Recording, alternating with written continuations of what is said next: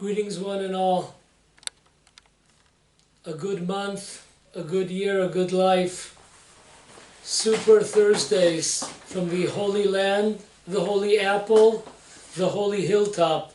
Tal Binyamin, the first day of the first month, Nisan 5783. You got us.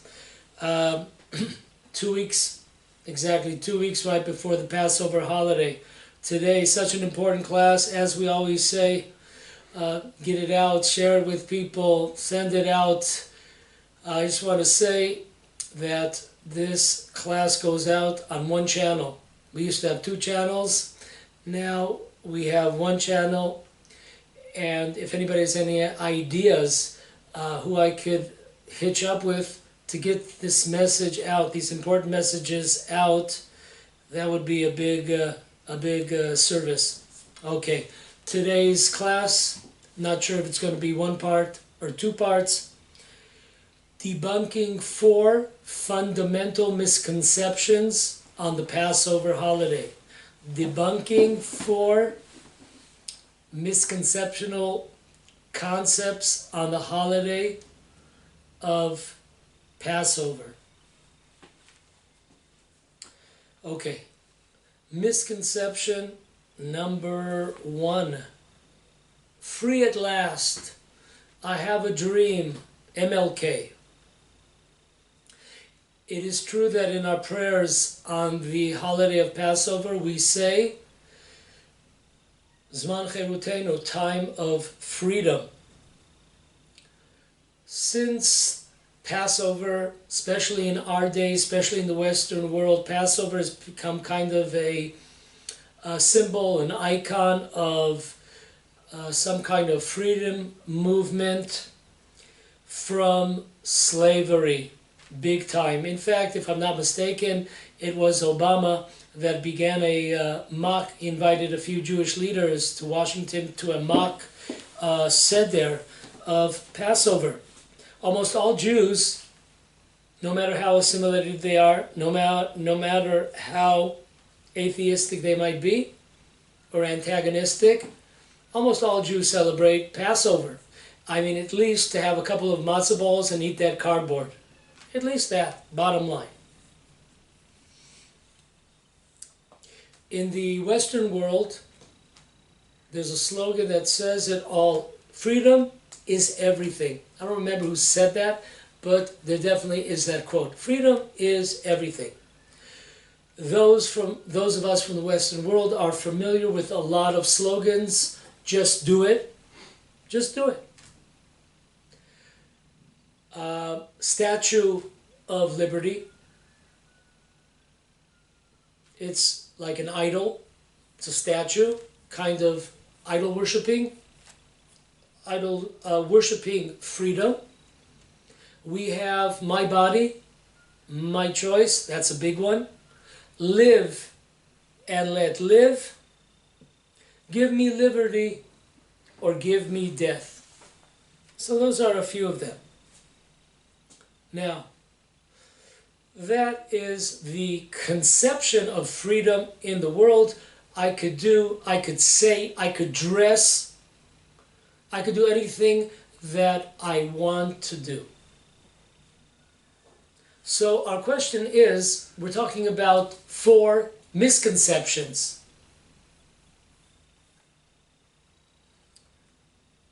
Passover then is freedom from what? So the answer is freedom from human being slavery. Egypt, so to speak, was a boot camp for the Jews to accustom themselves to, so to speak, take orders, subjugate, bow their head before a more powerful power than them. God said, I'm going to give you this opportunity, this boot camp, and you're going to go through it for 86 years. And there are positive aspects to slavery. accepting the yoke of others. The idea of Egypt was to take the example that we lived for 86 years, to take slavery and transition it from slavery to human beings, lowlifes. At that time of Egypt and the Jewish people in slavery, Egypt was the superpower and also the most decadent country in the world, spiritually. So it was to remove ourselves, to transition from slavery to human beings, to becoming slaves, so to speak, subjugating ourselves to the master and creator of the universe. That is one of the main songs of the Jewish nation is Ana Avda de Kucha Brichu. We are slaves, so to speak, of the master of the world, or we are servants of the master of the world. That is a big song. To understand the being able, how God puts us in a schooling, He gives us lessons in life in order to transition them to be subservient to God and His commandments and His Torah. I'll give an example of myself. I was 14 years old. I was in Chicago. I asked my girlfriend if she was interested in going roller skating, and she said yeah. So we went roller skating, and when we finished, we went out to the parking lot, and I went, and in the parking lot I jumped on somebody's car in the parking lot, and I told her, here, come jump up on the car, sit next to me. And my luck, about 5 minutes later, some dude comes out of the roller rink and he says to me, do you know where such and such hospital is? And I said, no, why are you asking? You know, I was 14 years old at the time. I didn't get it. Today, if somebody would tell me that, I would get it real quickly. But then, 14 and dumb. So he said, well, if you don't want to end up there, you better get off the hood of my car, buddy. Anyways, that is a tremendous lesson in life. At 14, many of us feel like we are at the top of the world. We are the kings. Nobody is cooler than we are. Nobody is stronger than we are. This was such a great lesson of life. There's always somebody out there smarter than we are. There's always somebody out there keener than we are, and etc., stronger than we are. So that is the idea. God put us in this school of slavery, and He brought us out of that school of slavery, which was mostly negative. Once again, there are positive lessons that we were supposed to learn being slaves, and just transform them to servicing the master of the world. This is a direct verse of the Torah. This is not an idea that I'm just weaving together. This is an idea of the Torah. Torah says in Exodus 3:12, when you will leave Egypt, you shall worship God on this mountain, Mount Sinai. The purpose of leaving Egypt was to accept the Torah and its 613 commandments and the yoke of heaven. That was the idea. So that is freedom. That is freedom. There's a great line by Rabbi Rafal Shimshon Hirsch of blessed memory. He has a great line. He says in his commentary on the Torah in Exodus, he says, What is freedom? If you ever thought about it, the icon of Passover, the logo of Passover is matzah. What is matzah? In the beginning of the evening of the Seder, we talk about matzah as being the bread of affliction, representing slavery. That's the icon. So when you see matzah, you see slavery. On the other hand, we know as the evening progresses, that same matzah icon now becomes an icon, a logo, which represents freedom. That is really unusual. The same matzah representing two contradictory concepts, or perhaps not. So Rabbi Pfeil Shimshon Hirsch says it's not contradictory at all. God wanted us to retain certain lessons that we derived in our 86 years of slavery and so to speak convert them into Torah, into Judaism, into observing commandments and becoming a servant of God. So therefore, Rabbi Hirsch says, what is freedom? Is freedom to do whatever I want to do, or is freedom an opportunity to do what I have to do? That is an amazing clarification. Freedom, I could do what I want to do, or an opportunity to do what I have to do. And that's how the Jewish people look at freedom, an opportunity to do what we have to do.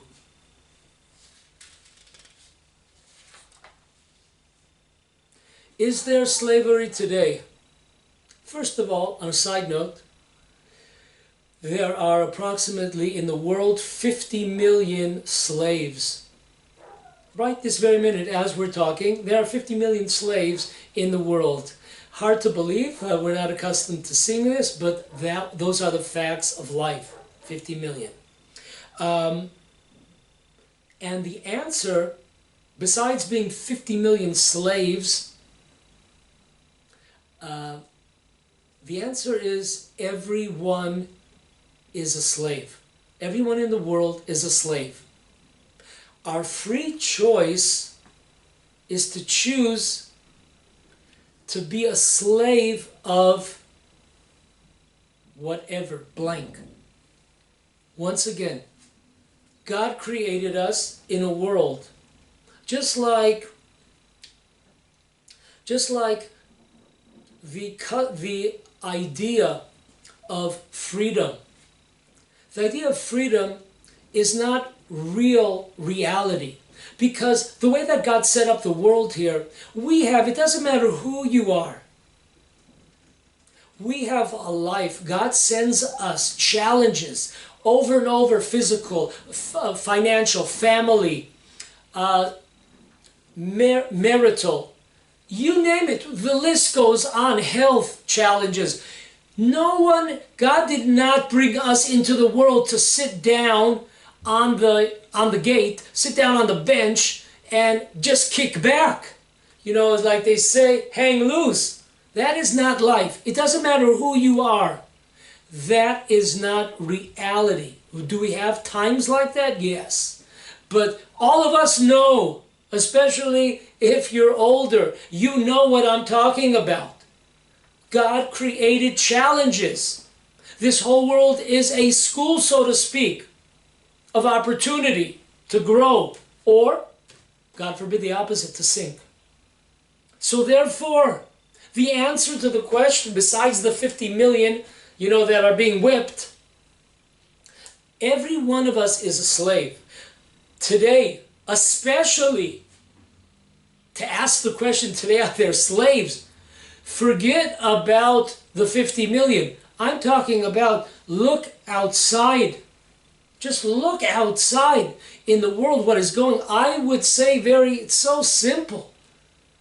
The amount of slaves today in the world.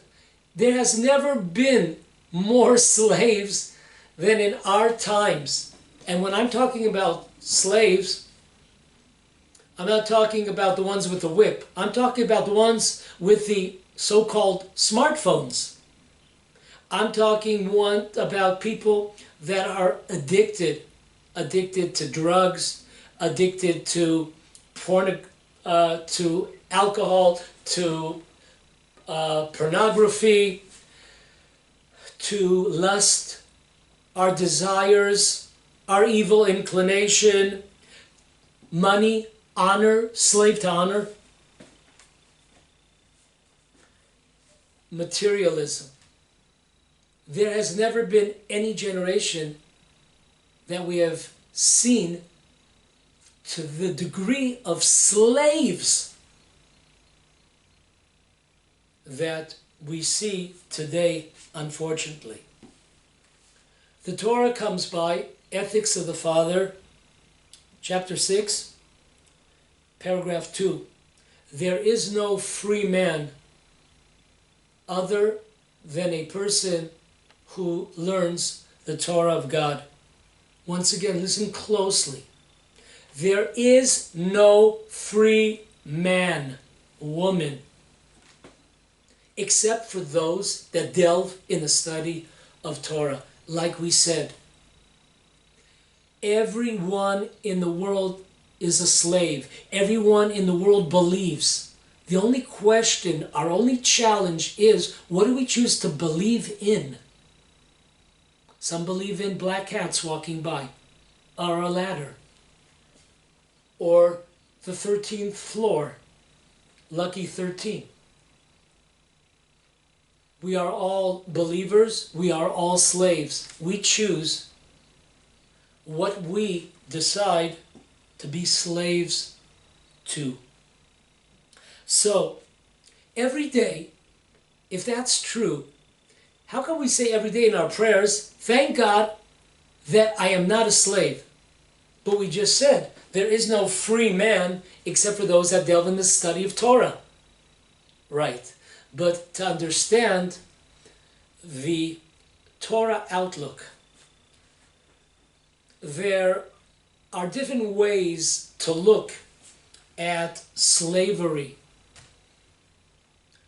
One way to look at slavery is that a person might look at a Jew and say, wow, this guy is like a slave to God. Slave to the commandments, slave to the Torah, slave to the rabbi, slave to the law. That's one way of looking at it. That is not the correct way of looking at it. We are servants of the master of the world, of the creator of the world. Tremendous honor. I would liken it to the following. Our relation with God is similar to a man and a woman that decide to get married. Now, if you've ever been in a Jewish wedding, a religious Jewish wedding, there's a beautiful custom where the bride and her mom and the mama of the grooms, they walk around the groom 7 times. 7 represents all the challenges of our natural world. What are they doing walking around? I know that when I was a kid there was a great song, going around in circles, going around, do-do-do-do-do-do-do. Yeah, what are they going around in circles? This is an amazing concept. Listen closely. Our sages tell us, every circle that they make around the groom is another wall of protection for the couple. There are 7 walls around this couple. What does that mean? A wall separates us, divides us. When a person gets married out of love, he doesn't feel, or she doesn't feel like, oh wow, this is the pits, this is the worst. No, out of love and joy and respect, we remove ourselves from all other men and from all other women. That is our choice. Because we have tremendous love and respect and admiration for one another, we say, okay, now I no longer am looking at women, or my wife is no longer looking at other men. And when a Jew gets married, there are obligations one has to another, responsibilities. Wow, that is a bummer. No, it's not a bummer. We take upon ourselves responsibility, obligation, with love and with a smile on our face. That is exactly the relation between us and God. Yes, we have decided to accept upon ourselves the yoke of heaven, the yoke of the God of Israel, the yoke of the 613 commandments, of studying of the Torah. We have taken upon ourselves, out of love, out of respect, out of admiration. What an honor to be your husband. What an honor to be your wife. And we're building those walls because we do not want interference. Amazing. Not only that, imagine somebody comes up to one of us and says, listen, who's your idol? Who's your superstar? Whatever you might say, in whatever facet of life, if it's a sports superstar, if it's movie, if it's TV, Netflix, whatever you have, and someone tells you, listen, would you like to serve? Would you like to be the chauffeur and take care of the house and all the needs of a certain superstar? How many of us would say, me? I'm not going to be, I'm not going to serve anybody. That's ridiculous. What an opportunity. Someone's giving us opportunity. Think about it, 3-4 days to be in the same house. Okay, I'm washing the dishes, I'm doing the floor. This is an opportunity. No one else in the world has this. That is exactly how we look at the King of Kings, the Holy of Holies, the God of the universe. And He has chosen us to be His servants. We do not go with a frown into this relationship of servitude. Not at all. We go in singing. Ana veda dekuchabrichu, ana veda dekuchabrichu. We are servants of God.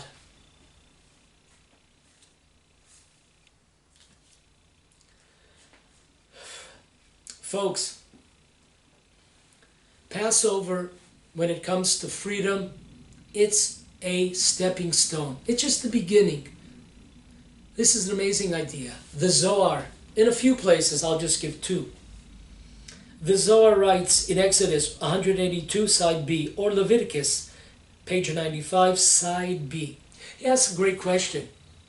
On holidays, we always say a full Hallel, praise to God, one of the Psalms, few of the Psalms. How come on Passover, aside for the first day, we say only a half of a Hallel, a praising of God? That's a really difficult question. It's a holiday. On the Sukkot holiday, we do full. On the Shavuot holiday, we do a full one. On Hanukkah, we do a full one. So the Zohar says an amazing concept. Passover was a first step to true freedom. As we said,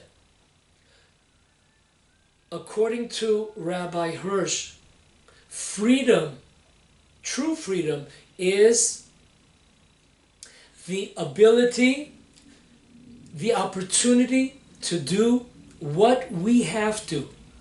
When we were in Egypt, there were various decrees against various commandments. And we had responsibilities from morning, before morning to the evening. We did not have time to worship God. So how God takes us out and gives us the opportunity for what? For freedom. What is freedom? Freedom is being being connected and serving the master of the world, who loves us and wants only the best for us, and who supplies everything and gives us everything. So therefore, as a first step, because if you are a slave to human beings, that is a contradiction to being a Jewish servant of God. That is a contradiction. It's impossible.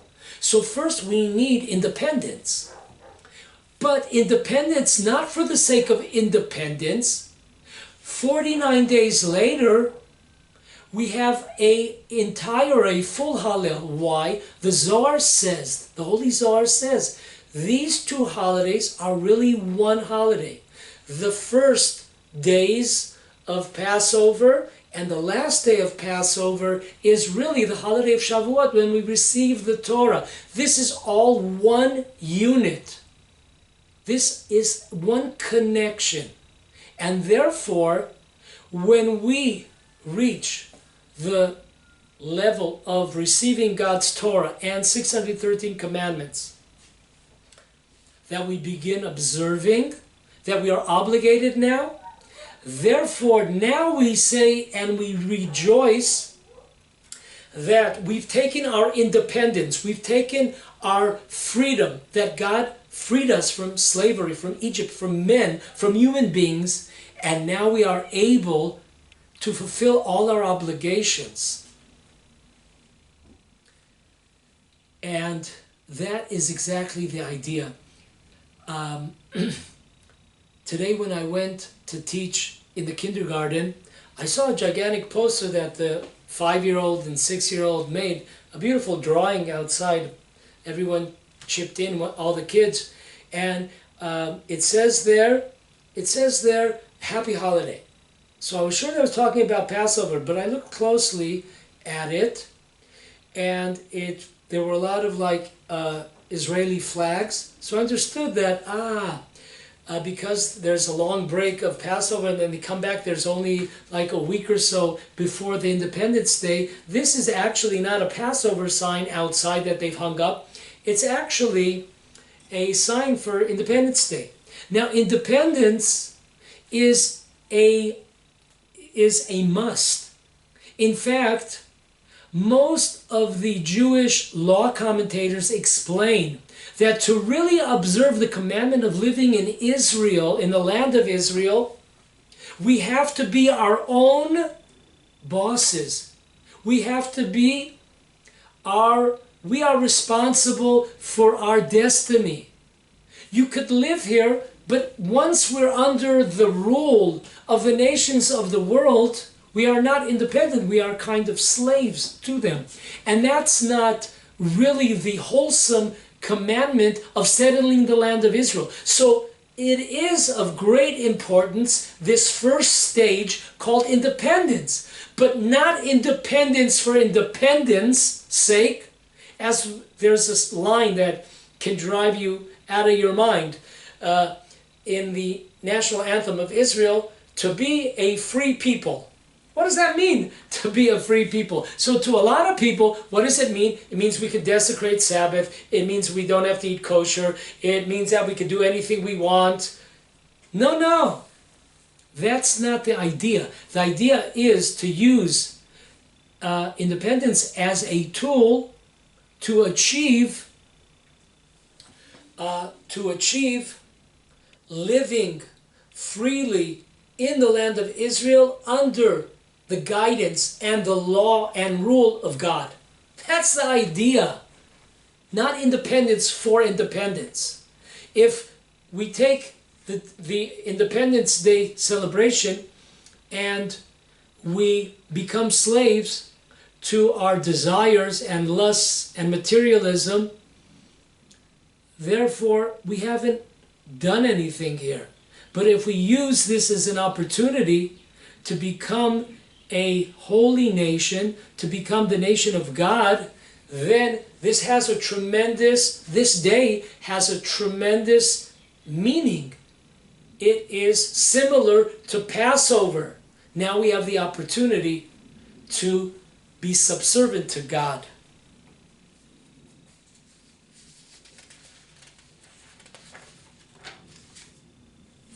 Blacks were freed from slavery. Blacks have equal rights. Does that mean that they are free? Unfortunately, if we look at statistics, what a nightmare. Though the blacks only make up 13% of the United States population, they represent 38% of those incarcerated in prisons. Amazing. For that freedom, they're free, they're prisoners.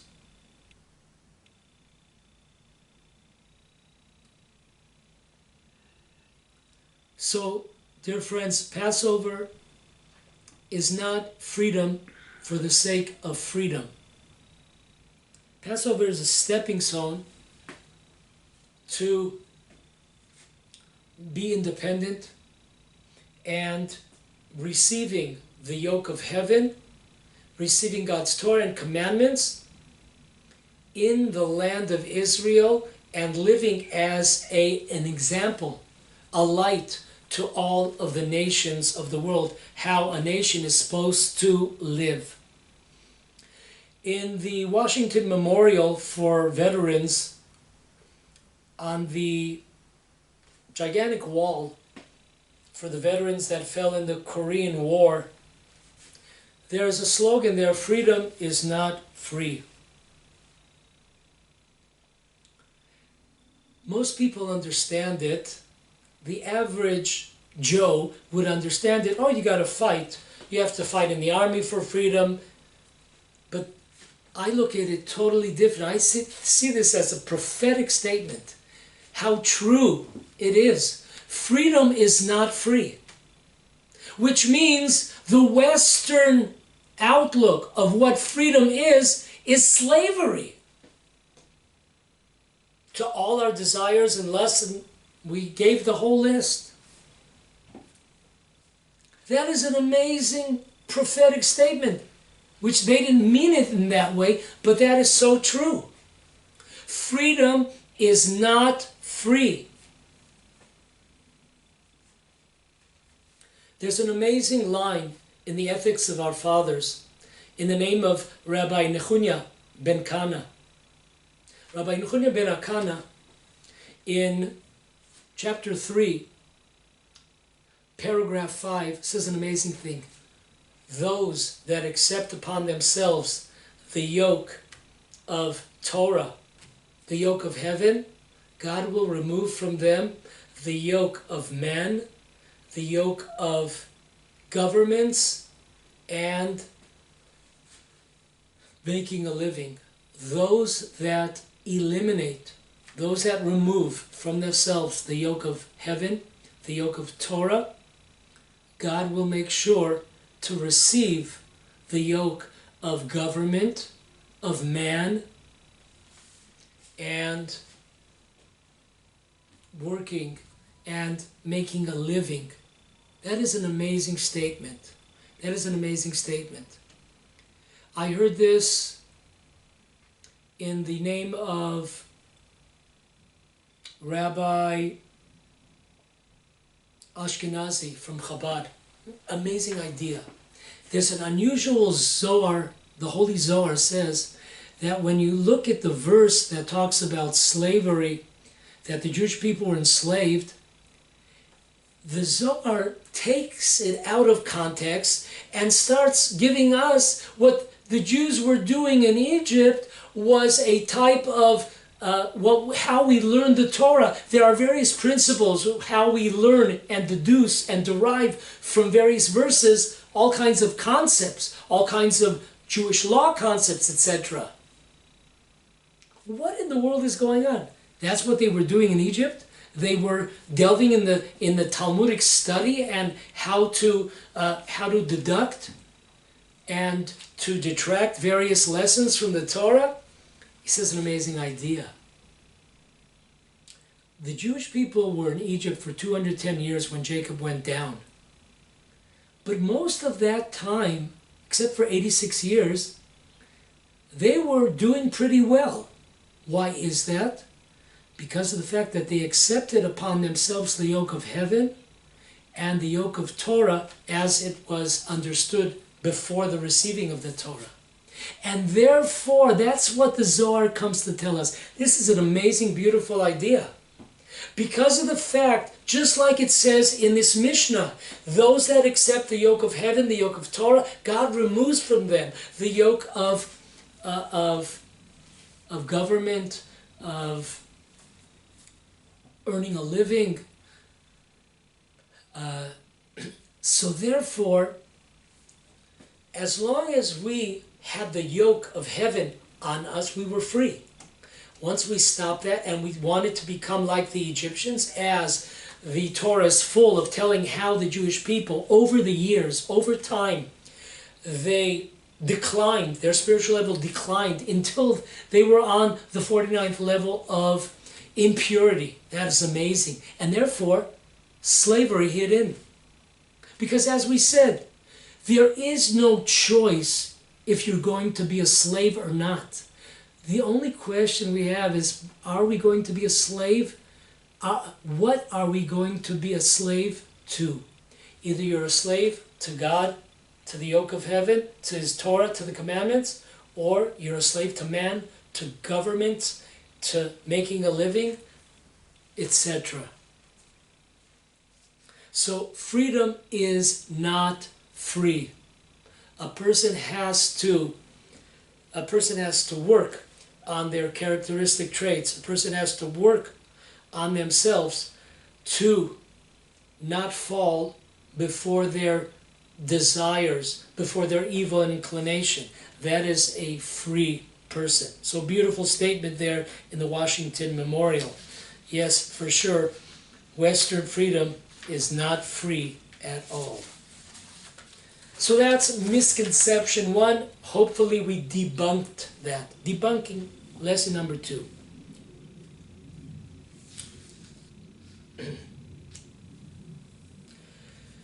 Lesson number, debunking, misconception number 2, here we go. The goal of the 10 plagues was to free the Jewish people. True or false? False! This was not the goal of the 10 plagues. First of all, lesson number 1 of the 10 plagues. Whenever we have the number 10, we know that in Judaism, the number 10, you can't get more special than the number 10. 10 represents holiness, 10 represents wholesomeness, 10 represents spirituality, perfection, completion. So therefore, the 10 plagues, and these are verses straight up, black and white verses in Exodus, talk about it. God tells us, I am going to show you all of these tremendous miracles and plagues in order that you should understand, okay, who God is. God showed that He was master over all facets of life, in the sky, above, in the heavens, in the water, in the air, on the earth. God showed us that He is the master of every single facet of nature, of life. So, the 10 plagues were not some kind of twisting of the arm of the Egyptians to let us go. It was more a lesson for the Jewish people to understand and to learn from these experiences, these 10 experiences, to complete ourselves, to become more wholehearted. And that was really it was a school for the Jewish people to understand the greatness of the Almighty and all-encompassing of the Almighty. That's number one. Lesson number two. It says in the King Solomon's book called Mishle, chapter 21, verse 1, the hearts of kings are in the hands of God. The commentator, the classic commentator on prophets and also scriptures is the Malbim. Malbim explains that if God had desired, once again, the verse says clearly, the hearts of kings are in the hands of God. Well, if the hearts of kings are in the hands of God, why didn't Hashem just convince Pharaoh to allow the Jewish people to go? Pharaoh's heart is in the hands of God. Malbim explains, if God desired, he could have convinced Pharaoh to allow the Jewish people to go, thus saving the Egyptians from a total holocaust in all levels of life. He didn't. Very interesting. He could have convinced them. He could have convinced them. Now, when it says, we know that God hardened Pharaoh's heart, but most of the commentators explain that when God hardened his heart, it was just to give him a 50-50 chance. Because if you see all these miracles, what are you going to say? There is no God? You almost have no free choice. You have to admit that there is a God. So God hardened his heart in order to give him free choice. But in other words, if God desired, just like he hardened his heart to give him a 50-50 chance, he could have easily convinced them, listen, let the Jewish people go. You save your own economy. You save your own country. You save your air, the climate. You save your people's lives. You saved your health. But God did not want to do that. And we'll see why. Next. In Shmot Rabbah, chapter 18, paragraph 5, it says this amazing idea. When did Pharaoh agree to have the Jewish people released? He agreed to have us released on the last plague, the plague of the death of the firstborn.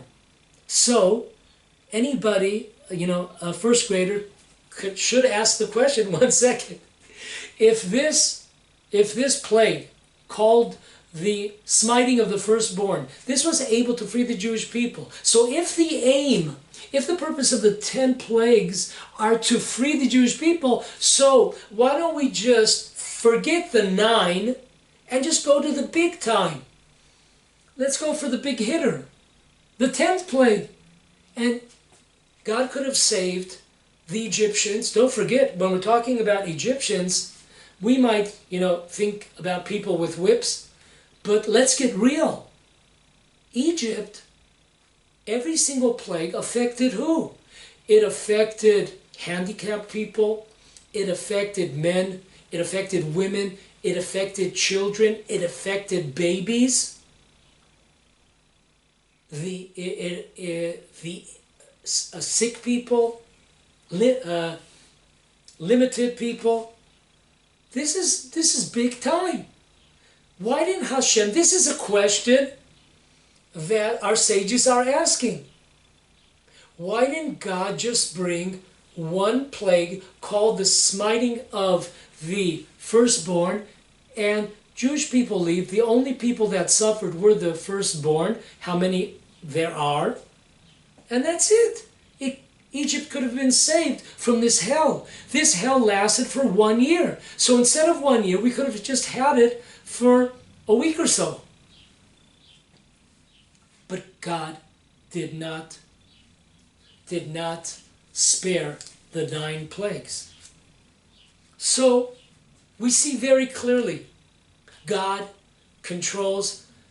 People have free choice, but leaders of countries do not. God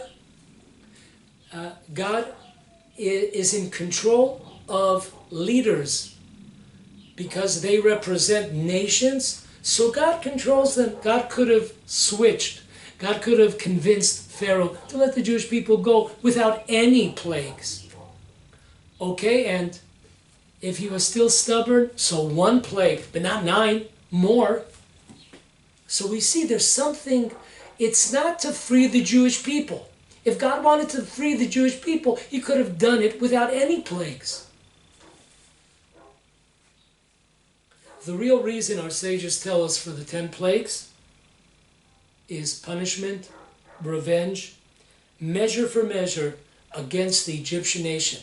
What the Egyptian nation had done against the Jewish people for 117 years, and for sure for 86 years, there are different levels of slavery. The first stages of slavery began 117 years before redemption, and the real harsh slavery came 86 years before the redemption. Those are 2 important time frames to remember. Throughout the Torah, we are told that God sanctifies his name through vengeance against the nations who have sinned against God and sinned against the Jewish people and the land of Israel. That was the real purpose of the 10 plagues. Once again, if God wanted to release the Jewish people, he could have done it without any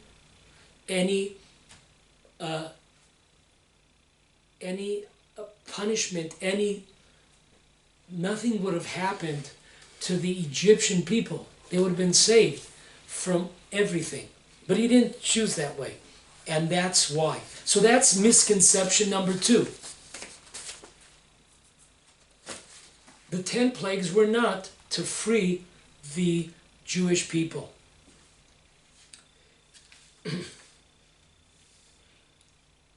Okay. God willing, we'll call it a class over here, and we will continue under a different name next week, but this is really a continuation of the first part. So until next week, keep the faith and the smile.